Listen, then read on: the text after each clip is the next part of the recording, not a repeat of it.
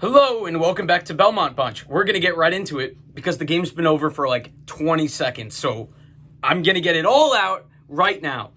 Isles lose 2-1. It's an absolute backbreaker and they did it to themselves. The referees, were part of the game for a lot of the early part. But you know what? When you have a 5-minute power play and you do nothing with it, and the refs got that one right. You have a 5-on-3 late in the third. Once they didn't score on that, I kind of knew we were going to lose this game. Even though we're playing our game, we held the Tampa Bay Lightning, the team that just put 8 in our net, to 10 shots through 2. You're playing a great game. But clearly the Islanders' offense was just pathetic tonight. You get the 5th of the playoffs from Martin. That's awesome. That's great. Martin's playing great. The 4th line was the most dangerous offensive line tonight for the Islanders. Varley on the first goal, I guess he didn't know where he was in his crease. I know he can't see it, but I'd like for you to have your near post covered. And that also, that came off a bad icing. And yes, the refs kind of missed it because I think Shattenkirk touches it. But Devon Toews has to reach the red line there. He has to get there. There's no two ways around it. Devon Toews needs to sit next game. Devon Toews needs to be watching from the rafters as Johnny Boychuk jumps in for him, because that is just terrible. And obviously, the Lightning, especially, you got to give the Lightning a ton of credit. Also, they're playing. They lost at a point in this game. They lost obviously the 5-minute major on Killorn. So they were playing down to, I think, 9 forwards because they dressed 11 tonight. And you got to give them a ton of credit because they basically just weathered, I wouldn't even call it a storm by the Islanders, because the Islanders, even with the shots advantage on the shot clock, the shot board, they weren't creating any dangerous chances. And I already said it, but it's a backbreaker. You played your game. You held one of the best offensive teams in the league. And you made them look pretty mediocre for a lot of the game. You can't do this. You can't do this and win a series. And the Islanders are not going to win this series because 2-0 is a lot to come back from against the Lightning this year particularly. The Lightning obviously have a fire under them. They want to avenge last year, and they look amazing. And Vasilevsky, he's been good, but it's also been just no quality shots for the Islanders. This game, just nothing. They can't get in his face. I know he's a big goalie. They were talking about it before the game. And he's able to get around, some screens, and he does great at that. Losing Brock Nelson for part of the game was definitely a part of the offense being as terrible as it was. But, how many times we had a 3-on-1 just like a minute before the game winner by Kucherov, and we don't get a shot off. Earlier, before that, with like 5 minutes left, maybe a little bit less, Brock Nelson's got it on his forehand, facing the goal with nobody on him, and guess what? He delays. Now a Tampa Bay player's on him. Then he dropped pass to the D-man and no clear shot. So you just passed up a clear shot for a non-clear shot. Good job. Just the amount of hesitation. My mom was saying it. But you could just clearly tell the hesitation. They just didn't know what they were doing tonight, getting the puck on net. Not a lot of great chances. The one goal, obviously, good forecheck, but kind of a lucky bounce for us as well off the Tampa defender stick. And you know what? Tampa Bay is they weren't the better team tonight. But, in a way, like the Islanders just passed up way more chances. So at a certain point, you just go, yeah, you know what?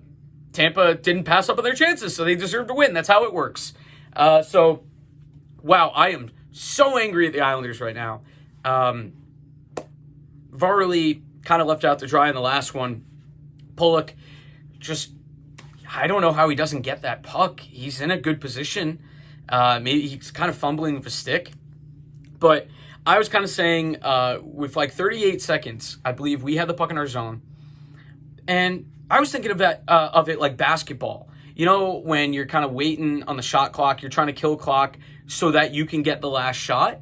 Why do you not do that? You have complete control of the puck in your own zone. And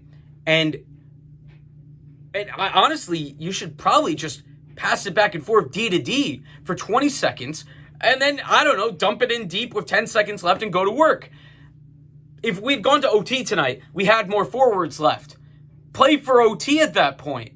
Just hold on to it. Tampa Bay did a great job, of limiting, blocking some shots, limiting the chances. Although even the chances they give up, the Islanders were like, no, thank you. I'm going to pass it to this guy who's not right in front of the net. I'm right in front of the net. I'm going to drop pass it to nobody. How do you not get a shot off on a 3-on-1? Just awful from the Islanders, and they deserve to lose it in the end. Halfway through the game, luckily I think everybody even came around on Twitter to this where they were just like, yep, this is inevitable after the 5-on-3 where the Islanders didn't score. And also, give that puck away. Give that puck away earlier on. They killed 20 more seconds of their own 5-on-3 trying to score if the goalie pulled. I would have just given the puck away immediately. I think I got it all out. It doesn't hurt as much. I am kind of the mind that I'm just really happy that we're even here. But, man, I was thinking we could lose in 5 and just get the win tonight. It's not going to be fun on Twitter when they get swept again. And I know this is a lot different because in game 1, I was the opposite. You would think it would be completely flipped. You would think I would be done with this team after game 1, and then this game would bring me back in a little bit because they kept it to 2-1 instead of 8-2. But no, they had an excuse last time. They were clearly exhausted. Tonight, Tampa was kind of exhausted. Tampa had guys out of the game. Tampa had difference makers out of the game. And they still win. And the Islanders were, they pretty much should have just salted it away to OT in that last 30 seconds. And they're just a disaster in their own zone on that play. Not usually, but on that play, yes. And you got it, it's a combination of the Lightning being such an efficient team.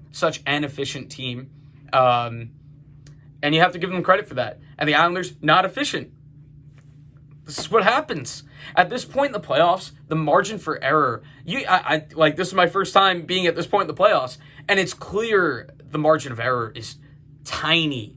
And the Isles tonight, with the amount of chances they had, actually, there was a little bit bigger margin of error tonight because it was like, hey, the other team's down a couple forwards. Hey, you had a 5-minute power play. Hey, you had a 5-on-3. They didn't do anything with any of them. So you know what? This is what happens.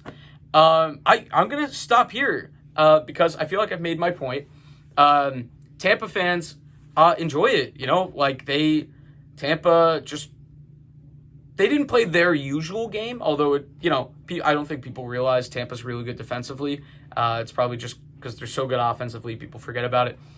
But Tampa, despite getting dominated on the shot advantage, their chances were better. Tampa Bay picked their chances much better than the Islanders did. And, that's the story of this one.